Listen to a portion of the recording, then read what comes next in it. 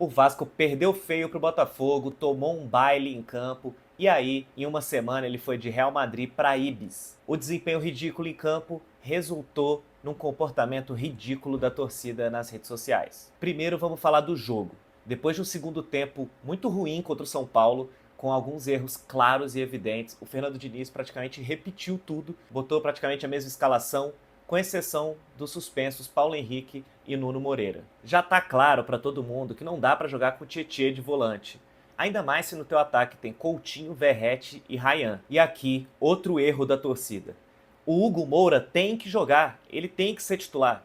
Ele vai errar, normal, mas ele dá mais marcação na entrada da área do Vasco, ele dá mais poder de marcação, ele tem mais vigor físico, ele tem que jogar. O Tietê é um jogador mais técnico, mas ele não tá conseguindo entregar isso quando tem a bola. E sem a bola, ele não compensa isso, ele não marca ninguém.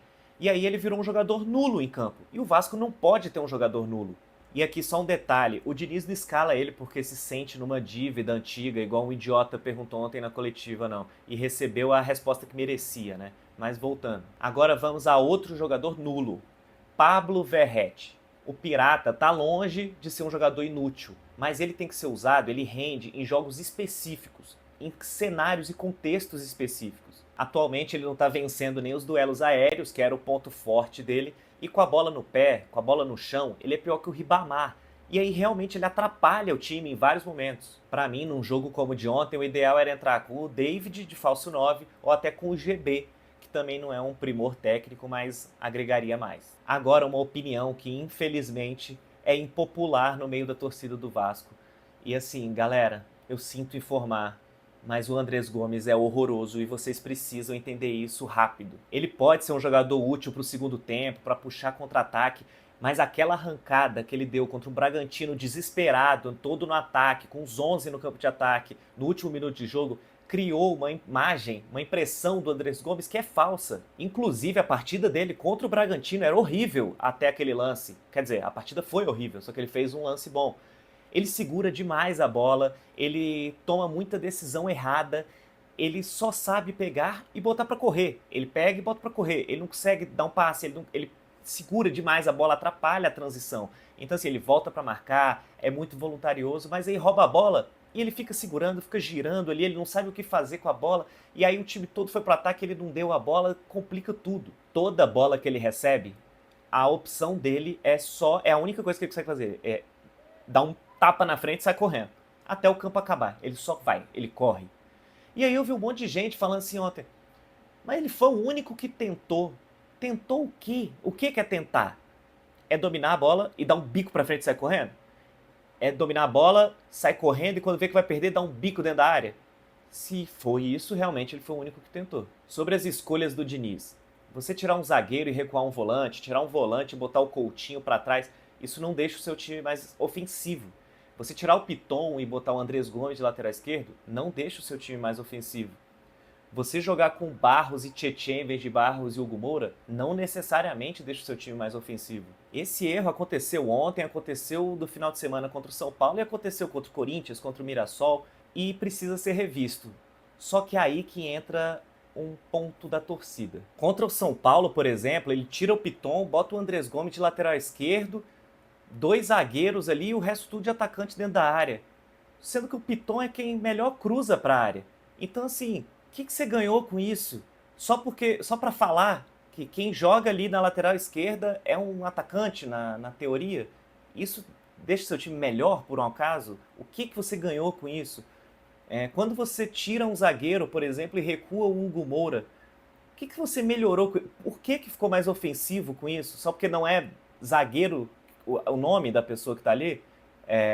Volante? Então, assim, esse tipo de mudança torna o time uma bagunça e o Diniz está transformando o Vasco em uma bagunça cedo demais. Contra o Corinthians, por exemplo, foi no primeiro tempo. O Tietchan machuca, ele bota o Verratti. Contra o São Paulo, ontem, assim, é no intervalo, é com 5 minutos do segundo tempo. E aí fica aquilo, porque se você não empata na loucura ali, você está totalmente exposto e toma o segundo, toma o terceiro. Uma coisa me incomodou muito de ontem para hoje, que até o final de semana, o Vasco tinha uma derrota em 12 jogos.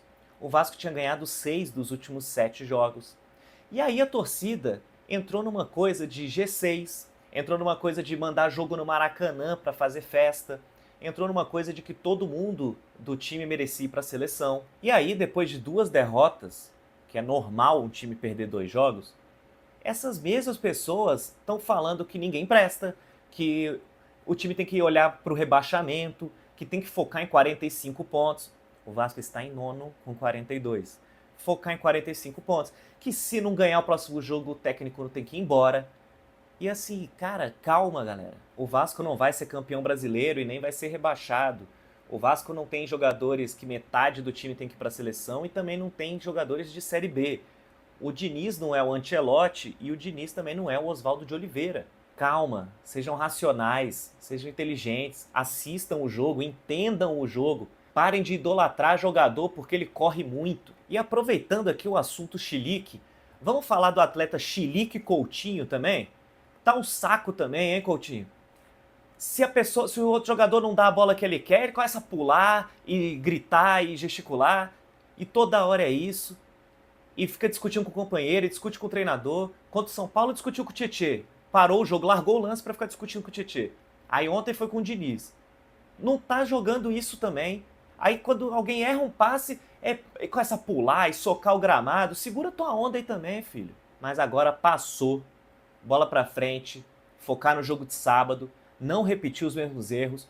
Pela coletiva de ontem, o Diniz entendeu bem quais foram os erros, agora tem que corrigir pro jogo de sábado. Só que assim, galera, não se iludam. Não vão pro jogo esperando que o Vasco vai golear. O Vasco pode golear? Claro que pode. Mas do mesmo jeito o jogo pode ser difícil também, não tem time assim no Brasileirão não. Final de semana passado, o Flamengo, que era o líder, recebeu o Sport, que já tá rebaixado, foi pro intervalo 0-0. Então assim, se o jogo tiver difícil, o Juventude inteiro recuado, vai ser difícil de fazer gol.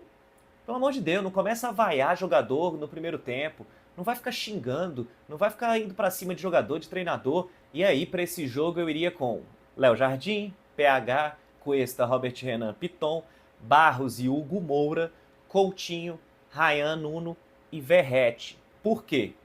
O Juventude, provavelmente, assim, com grande chance de ficar plantado na defesa, se defender o jogo inteiro, fazer cera. Então, é interessante ter o Piton com o Nuno do lado esquerdo para criar a jogada, para gerar cruzamento. Do lado direito, o PH com o Ryan também criando esse tipo de jogada, Ryan podendo puxar para bater de fora, e o Verratti lá dentro da área para brigar, para tentar achar uma bola de cabeça, num bate-rebate. E aí, o Hugo Moura com o Barros ficam mais plantados. Porque é o que eu falei, não é porque você vai ter o Tietê que o time fica mais ofensivo, isso não quer dizer nada. Com o Barros e o Hugo Moura, você libera os laterais, libera Coutinho, eles ficam mais soltos para jogar.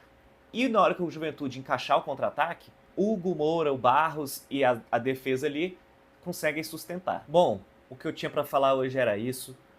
O Vasco tem que vencer no final de semana. Eu acredito que vai vencer. Vamos torcer muito, vamos ver o que acontece aí depois desse jogo. Mas não esperem um jogo fácil, galera. Calma, vamos torcer, vamos incentivar e vamos analisar o que vai acontecer nesse jogo. Não é, foi 0-0, foi ruim, foi 1-0, foi ruim, tem que ser 4-0, tem que ser 3-0. Calma, sem chilique em rede social, analisem direito o que está acontecendo, critiquem o que tem que criticar e aplaudam o que tem que aplaudir. Então, valeu e até o próximo vídeo.